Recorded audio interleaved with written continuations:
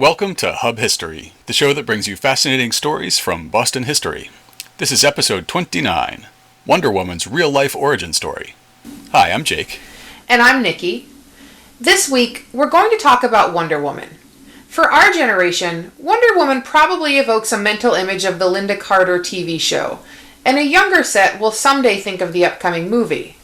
But Wonder Woman actually debuted in December of 1941, just as the attack on Pearl Harbor was drawing the U.S. into World War II. In the comics, Wonder Woman's origin story said that she was born to a race of Amazon women from Paradise Island, then disguised herself as Boston career woman Diana Prince. In real life, Wonder Woman was inspired by the early feminist fights for suffrage and access to contraception, and she was the brainchild of one very unique family who called Cambridge home. But before we pull back the curtain on Wonder Woman, it's time to take a look at what's coming up this week in Boston history. Monday is May 15th, and on May 15th, 1775, the Provincial Congress of Massachusetts sent a letter to the Native Americans of Maine, which was then still part of Massachusetts, trying to recruit them to the patriot cause. Brothers, the great wickedness of such as should be our friends but are our enemies, we mean the Ministry of Great Britain, have laid deep plots to take away our liberty and your liberty. They want to get all our money, make us pay it to them when they never earned it, to make you and us their servants, and let us have nothing to eat, drink, or wear but what they say we shall, and prevent us from having guns and powder to use to kill our deer and wolves and other game, or to send you for you to kill your game with, and to get skins and furs to trade with us for what you want. The Englishmen of all the colonies, from Nova Scotia to Georgia, have firmly resolved to stand together and oppose them. Our liberty and your liberty is the same. We are brothers. What is for our good is for your good. And we, by standing together, shall make those wicked men afraid and overcome them, and all be freemen. We want to know what you, our good brothers, want from us of clothing or warlike stores, and we will supply you as fast as we can. We will do all for you that we can, and fight to save you any time. Our good brothers, the Indians at Stockbridge, all join with us, and some of their men have enlisted as soldiers, and we have given them that enlisted each one a blanket and a ribbon, and they will be paid when they are home in the service. And if any of you are willing to enlist, we will do the same for you. Now that's some first-class white-splaining. How does a blanket and a ribbon compare to the enlistment bounties paid in cash to white soldiers? On May 16, 1631, the young town of Boston got quite a fright. It had only existed for a few months at that point, having been officially founded on September 7, 1630, by white settlers who were growing frustrated with the lack of access to clean water in Charlestown. That night, Thomas Prince's History of the Colony records, May 16th, an alarm to all our towns in the night, by a piece shot off, but where could not be known. And the Indians, having sent us word the day before that the Mohawks are coming down against them and us. The town, due to the Mohawks not arriving, continued to exist. Wednesday is May 17th, and we honor a joyous anniversary in Massachusetts.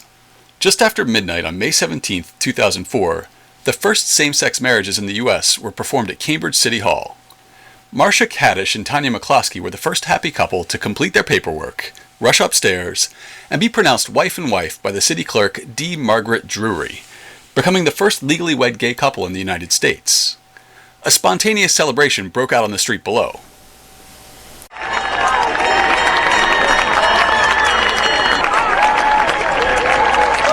our lifetime, we never thought that this would happen, and it has, and it's a very emotional time. We considered civil union, but we knew that that was not equal in its rights. And when marriage started to happen, we said we must do it as soon as possible. And so that's why we're here tonight. The Massachusetts Supreme Judicial Court had ruled the prior November in the case of Goodridge v. Department of Health that marriage is a vital social institution. The exclusive commitment of two individuals to each other nurtures love and mutual support. It brings stability to our society. For those who choose to marry, and for their children, marriage provides an abundance of legal, financial, and social benefits. In return, it imposes weighty legal, financial, and social obligations. The question before us is whether, consistent with the Massachusetts Constitution, the Commonwealth may deny the protections, benefits, and obligations conferred by civil marriage to two individuals of the same sex who wish to marry. We conclude that it may not. The Massachusetts Constitution affirms the dignity and equality of all individuals. It forbids the creation of second-class citizens. It only took the Supreme Court of the United States 11 years to catch up. Abigail Adams wrote to John on May 18, 1778, in the midst of the American Revolution, saying, "Difficult as the day is, cruel as this war has been, separated as I am on account of it from the dearest connection in life, I would not exchange my country for the wealth of the Indies, or be any other than an American, though I might be queen or empress of any nation upon the globe. My soul is unambitious of pomp or power. Beneath my humble roof, blessed with the society and tenderest affection of my dear partner, I have enjoyed as much felicity and as exquisite happiness as falls to the share of mortals. And though I have been called to sacrifice to my country, I can glory in my sacrifice, and derive pleasure from my intimate connection with one who is esteemed worthy of the important trust devolved upon him." Friday is May 19th.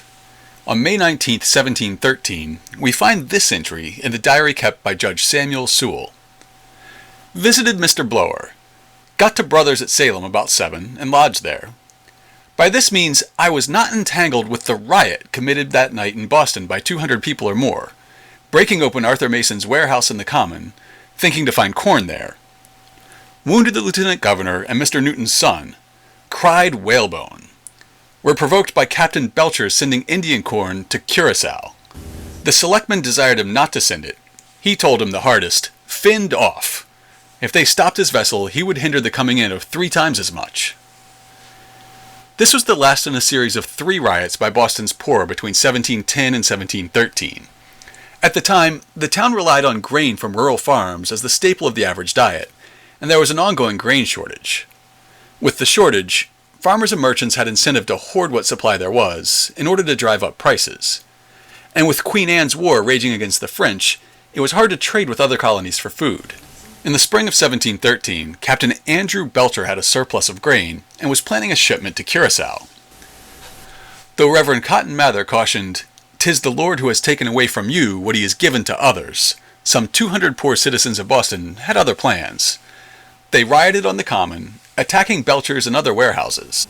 In the end, the colony would prevent merchants from exporting grain during times of shortage, and the town of Boston set a fixed price for grain and established a public granary for the poor. In the early days of our Revolution, there was a lot of confusion about what the new Army's policy would be on enlisting people of color. There were ever-changing decisions on whether to enlist free blacks or enslaved people. On May 20th, 1775, the Massachusetts Committee of Safety made the choice not to enlist enslaved people. Resolved, that it is the opinion of this committee, as the contest now between Great Britain and the colonies respects the liberties and privileges of the latter, which the colonies are determined to maintain, that the admission of any persons as soldiers into the army now raising, but only such as are freemen, will be inconsistent with the principles that are to be supported, and reflect dishonor on this colony, and that no slaves be admitted into this army upon any consideration whatsoever. You can see why enslaved people would eventually flock to British lines and the promise of freedom they held out. Finally, Sunday is May 21st. May 21st, 1775 was also a Sunday, and that morning the British landed a party of about 100 soldiers on Grape Island in Boston Harbor. Elisha Leavitt was owner of the island at the time, and he was a staunch loyalist. He'd offered to sell or give hay and livestock to the British, and they had sent 2 sloops and an armed schooner to accept his offer. Grape Island is just barely off the shore of Weymouth, so the British party was in full view of the town. Soon 2,000 militia had gathered, and they were soon joined by 3 companies from the rebel camp at Roxbury. The 2 parties traded a few shots across the narrow stretch of water for several hours, with little effect, until the tide came in and the Patriot Party managed to find a few boats. As many men as could possibly squeeze on board the small boats did so, and stormed ashore on Grape Island, just as the British packed up and set sail from the other side. 3 British soldiers were wounded, and the rebels burned the remaining hay on the island, a barn, and commandeered the remaining livestock.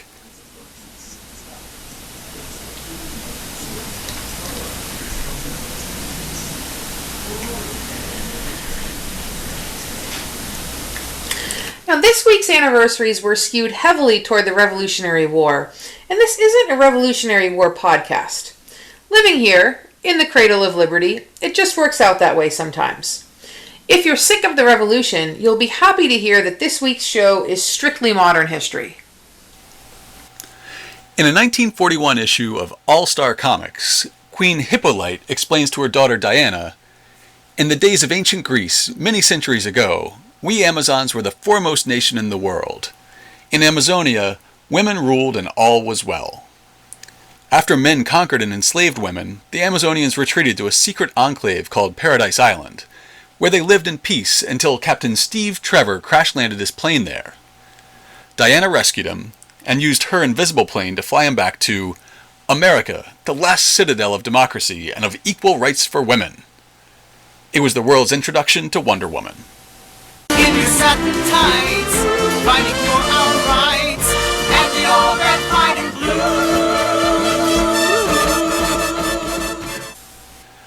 The man who created this feminist icon was deeply affected by the women's suffrage movement, having witnessed women chain themselves to the gates of the Harvard campus while he was a student there. He belonged to the Harvard Men's League for Women's Suffrage, even as Harvard barred his wife and other women from enrolling. He counted the founders of Planned Parenthood among his immediate family.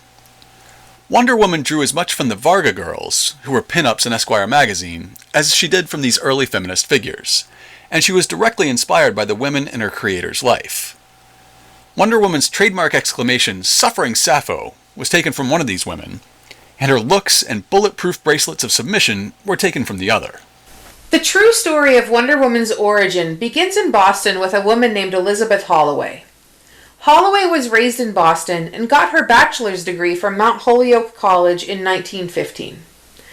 Keep in mind that it was very unusual for a woman to receive higher education at that time, while she would go on to earn 3 degrees. As a sign of the times, when she asked her father for help with tuition, he reportedly told her, "Absolutely not. As long as I have money to keep you in aprons, you can stay home with your mother." That comment came when Holloway wanted to follow her boyfriend to law school. That boy was William Moulton Marston from Saugus. The two had met in 8th grade, and they'd been sweet on each other ever since. Marston had recently graduated from Harvard and planned to go back and continue his studies at Harvard Law. As Holloway would later say, "Those dumb bunnies at Harvard wouldn't take women, so I went to Boston University." When her father refused to pay for her law school tuition, she sold cookbooks to local ladies' clubs to raise the money, and by fall, she had what she needed. She entered BU Law in the fall of 1915, and that same September, they were married. She became Elizabeth Holloway Marston, despite not being thrilled with the idea of taking a man's name, saying, "We are stuck with either our father's name or our husband's, so choose the one you like best. There's no such thing in this civilization as your own name." Even after the wedding, she continued to pay her own tuition. Both Marstons graduated from their respective law schools in 1918, with Elizabeth one of just 3 women to earn a law degree from BU that year. When it came time to take the Massachusetts bar exam, Elizabeth later reported, "I finished the exam in nothing flat and had to go out and sit on the stairs waiting for Bill Marston and another Harvard man to finish." I too finished the bar exam early. Both Marstons had undergraduate degrees in psychology, and since they were both total underachievers, they decided to go into psychological research after passing the bar exam. Bill Marston was accepted into a doctoral program at Harvard, working under the prominent psychologist Hugo Munsterberg. Of course, it was not a program that was open to women. Elizabeth enrolled in a master's program down the street at elite Radcliffe College. Despite the disparity in the opportunities available to them, Elizabeth seems to have entirely held her own with Bill. She performed experiments with him, helped him write his dissertation, and even filled in for him when he didn't feel like delivering lectures to his undergraduate courses. It was during this close partnership that Elizabeth had the breakthrough that would make William Marston famous. While Bill was experimenting with blood pressure machines in Munsterberg's lab, Elizabeth pointed out that when she got mad or excited, her blood pressure seemed to climb. Bill had always been interested in how to compel someone to be truthful, and jumped on the connection to elevated blood pressure. He started marketing a fairly simple sphygmomanometer, or blood pressure cuff, as a lie detector. He tried desperately to interest courts and police agencies in this new invention with little success. His invention was used in a series of marketing stunts for movies and commercial products. I was excited when I stumbled across William Moulton Marston's FBI file in researching this episode. I thought maybe he'd been investigated as a communist or something like that. But it's mostly a record of his desperate attempts to interest FBI Director J. Edgar Hoover in the lie detector. It also contains evidence that the lie detector only worked when administered by Marston himself. It also shows that Marston falsified the results of a test performed as part of a marketing campaign for Gillette razors, and he attempted to pay off the participants. A 1939 letter from an FBI agent to J. Edgar Hoover describes how men shaved with Gillette razors and then a competing brand, and were immediately asked which they preferred while hooked up to the lie detector. According to Redacted, Redacted conducted experiments with a small group of individuals and padded the results so as to show that the Gillette blades were superior. Redacted and his associates in the Detroit Police Department then assisted Marston in carrying the experiment farther and making a test with a larger number of individuals. Redacted stated that the interrogation engaged in with his assistants showed about 50% of the individuals tested indicated Gillette blades to be superior, and about 50% indicated the other blades to be superior. Marston was not satisfied with this latter test, and then confidentially advised an associate of Redacted that if this associate would swear to results indicating that all the individuals believed Gillette to be superior, there would be a good sum of money in it, not only for Marston, but also for this associate of Redacted. The associate declined to perjure himself in this fashion, and, apparently, the entire scheme fell through as far as the Detroit area was concerned. Marston indicated on that occasion that he stood to make around $30,000 for his part in this entire scheme. So it wasn't communist subversion, but it wasn't very flattering either, and it makes it perfectly clear why those early lie detectors weren't admissible in court, much as polygraphs aren't today. While Bill Marston was working on his early prototypes of a lie detector, he completed his PhD from Harvard in 1921. Not to be outdone, Elizabeth completed her master's at Radcliffe that same year. Soon, Bill took a position teaching at Tufts. There, a young woman named Olive Byrne took classes with him. Olive was the daughter of Ethel Byrne, a fearsome fighter for women's sex education and access to birth control. Ethel's sister was the better-known activist Margaret Sanger, and the two of them founded Planned Parenthood. Soon after Olive's birth, she was given up as an orphan so her mother could pursue her cause. Ethel was eventually imprisoned in 1917 for distributing information about birth control. While in prison, she went on a hunger strike, and as she hovered near death, Margaret Sanger negotiated for her freedom. In order to improve Ethel's public image, Margaret plucked young Olive from the orphanage where she lived, claiming that Ethel had been arrested while in the midst of reuniting with her long-lost child. In her graduation photo, Olive Byrne stands with Professor Marston, and they're flanked on either side by Elizabeth Holloway Marston and Olive's mother, Ethel. In 1926, 22-year-old Olive would move into the Marston household. It's unclear how much say Elizabeth had in this decision. Some accounts say that William issued an ultimatum. Either she could accept Olive into their lives, or she could leave. In the end, she found a way to capitalize on the arrangement. Olive, having been raised in orphanages and by absent parents, wanted a family more than anything else. And Elizabeth had found her professional ambitions thwarted by the demands of marriage and motherhood. They reached an arrangement in which Elizabeth would work while Olive took care of the family. Ultimately, each woman had 2 children with William Marston. To the outside world, Olive pretended to be the widow of a man named Mr. Richard.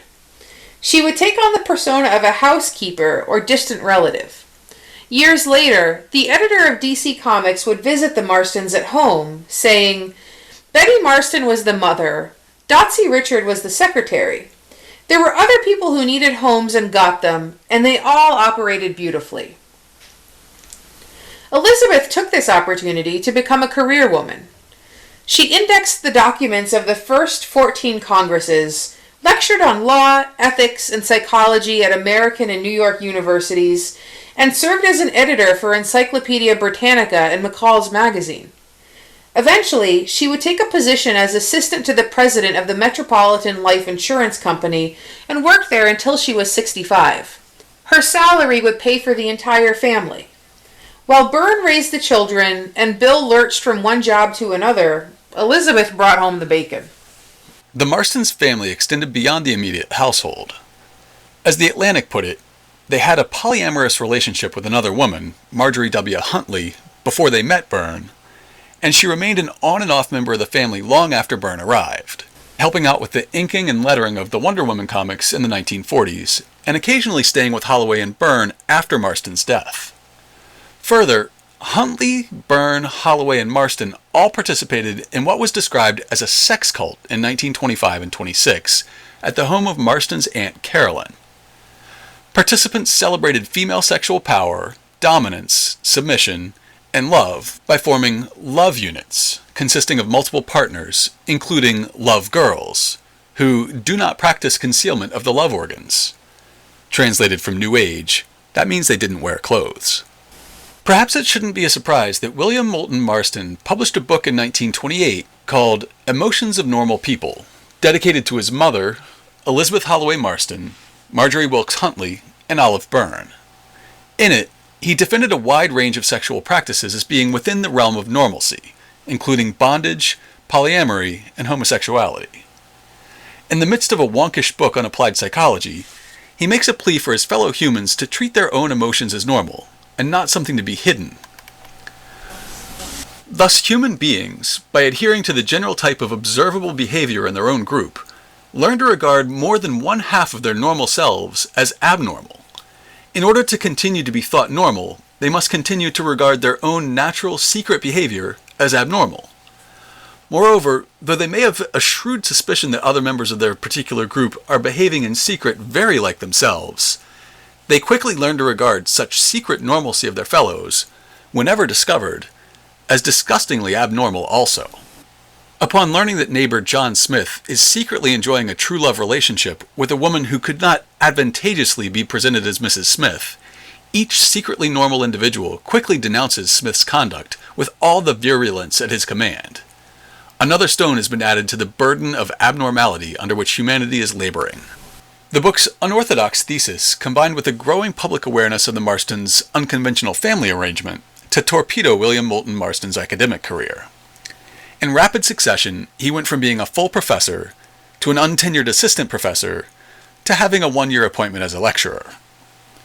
As an undergrad, Marston had to help make ends meet by selling screenplays, and as his academic career crashed down around him, he saw a help-wanted ad from Universal Pictures.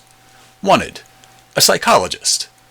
Somewhere in this country there is a practical psychologist, accomplished in the science of the mind, who will fit into the Universal organization. He can be of real help in analyzing certain plot situations and forecasting how the public will react to them. As moving pictures are reaching out more and more for refinements, such a mental showman will have great influence on the screens of the world.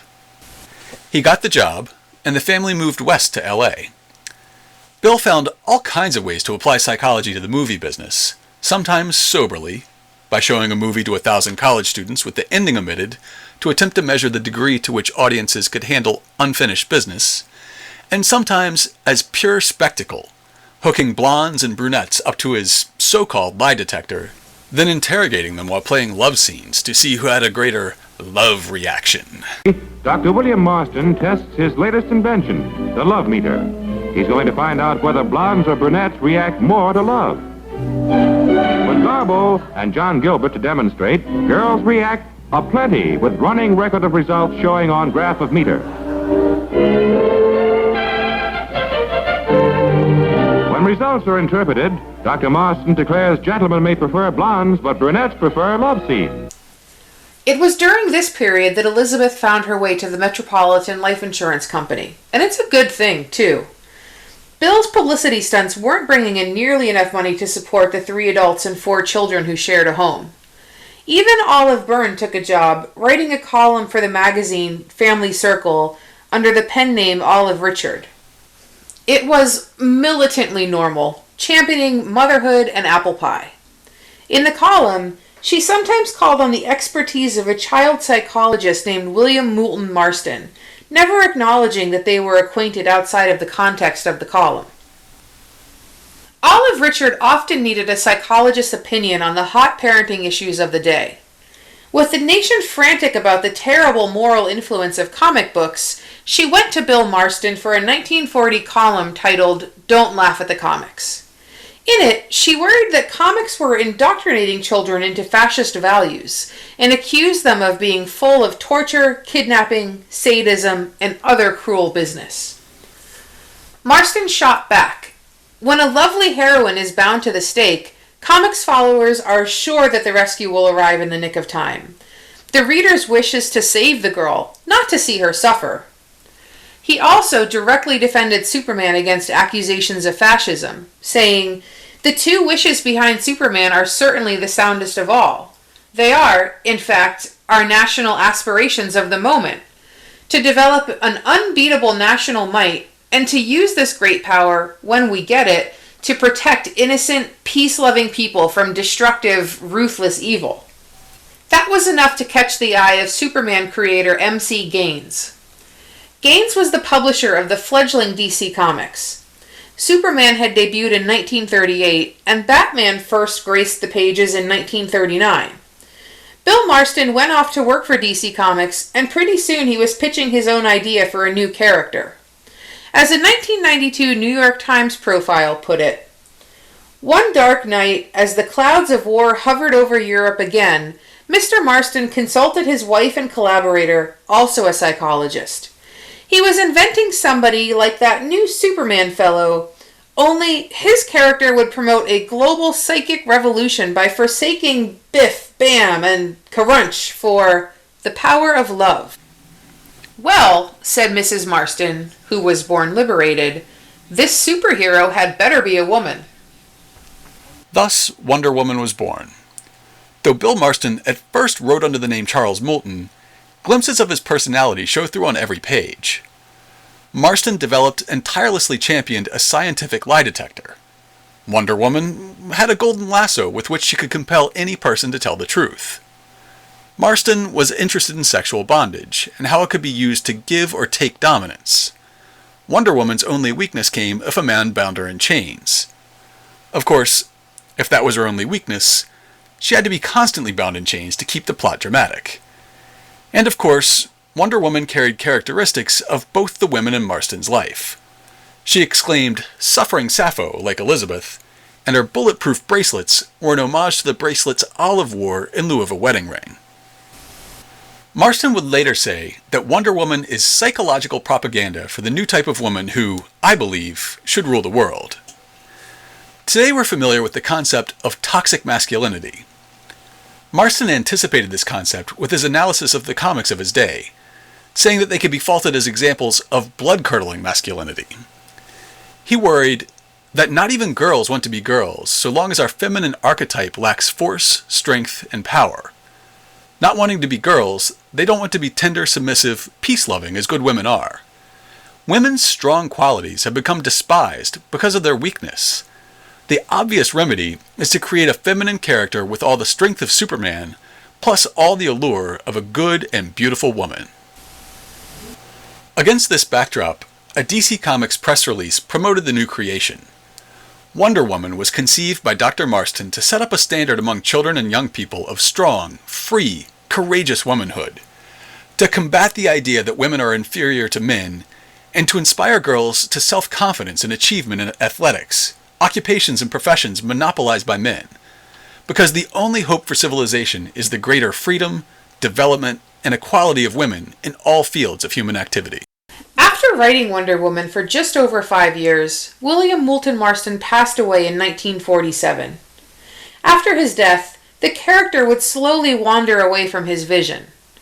Elizabeth wrote to DC Comics asking to be entrusted with Wonder Woman's legacy. She said, "Hire me. Remember, I have known Bill since the age of 12.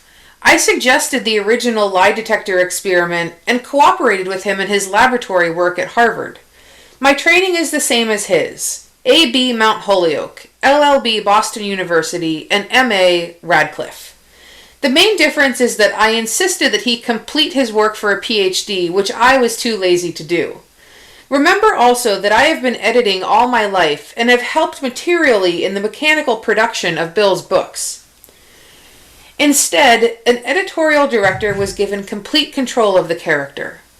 The Atlantic notes that, in the 1950s and 60s, Wonder Woman pined for Trevor, who wasn't so interested anymore, and gave advice about love and marriage.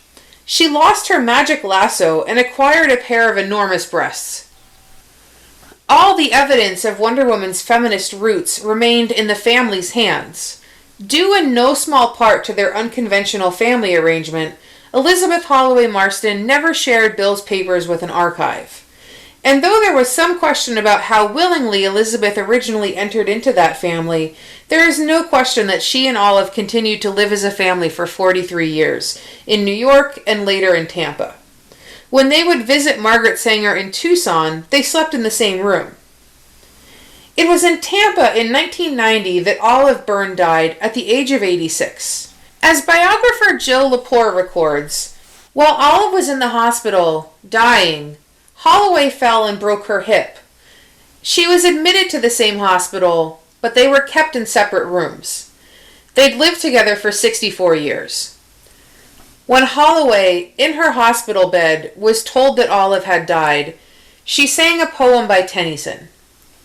Sunset and the evening star, and one clear call for me, and may there be no moaning of the bar when I put out to sea. There was no obituary. When Elizabeth passed away 3 years later, the New York Times took notice. Elizabeth Holloway Marston, who was the inspiration for the creation of the cartoon character Wonder Woman, died here on Saturday. She was 100 years old. Her husband, William Marston, created the popular cartoon character in the 1940s. When he was developing the idea for a cartoon character, he sought his wife's advice. She told him, "Come on, let's have a superwoman. There's too many men out there." If you want to learn more about the non-traditionally feminist family that inspired Wonder Woman, check out this week's show notes at hubhistory.com/029. The show this week owes an enormous debt to historian Jill Lepore and the work she did in researching and promoting her 2014 book, The Secret History of Wonder Woman. We'll share an Amazon link to that book, as well as video of a terrific lecture she gave on Wonder Woman at the Radcliffe Institute. We'll also have video from the Smithsonian Channel exploring the earliest Wonder Woman comics. We'll link to William Moulton Marston's FBI file showing how desperately he tried to get the lie detector admitted into trials, while also falsifying its results. And we'll link to his book, The Emotions of Normal People, as well. We'll also have a link to Elizabeth Holloway Marston's 1993 obituary. In pop culture news, the big-budget Wonder Woman film starring Gal Gadot is set for release this summer. There's also an indie movie in development about the Marston family, called Professor Marston and the Wonder Women. If all goes well, it will also be released this year. If you want to get in touch with us, you can email us at podcast@hubhistory.com. We're at hubhistory on Twitter and at facebook.com/hubhistory. Or you can go to hubhistory.com and click on the Contact Us link. While you're on the site, hit the subscribe link and be sure that you never miss an episode. And if you subscribe on Apple Podcasts, we'd love it if you could write us a brief review. It's the best way to help others find the show. That's all for now. We'll be back next time with a show on resurrection men in Boston, who would procure cadavers for medical students through less than legal means.